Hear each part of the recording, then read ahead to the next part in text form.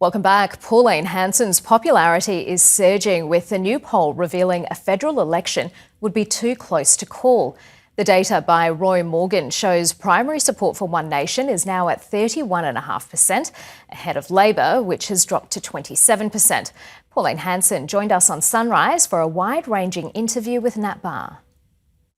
You say Australia cannot be a multicultural society and that we all have to live under one cultural umbrella, under a One Nation government. What does that actually look like? I'm not saying forget where you came from or your cultural background. When we actually go to the Olympics, we represent our nation like the Socceroos. It's all under the one flag, and that's the Australian flag. That's what I'm saying. Japan has a monoculture. So what's wrong with Australia have a monoculture? Yeah, is it possible to be a multicultural society, which a lot of Australians would say we have been for many, many years and many, many generations, while sharing the same Australian values?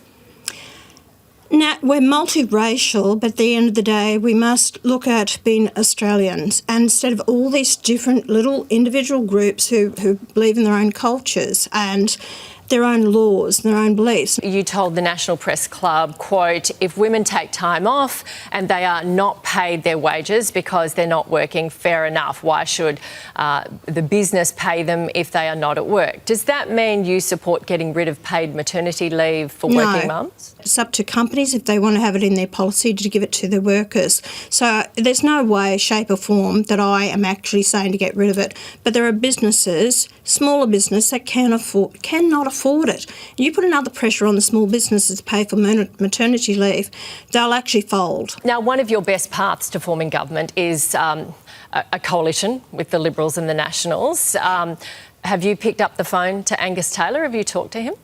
No, I haven't actually. I haven't spoken to Angus for years.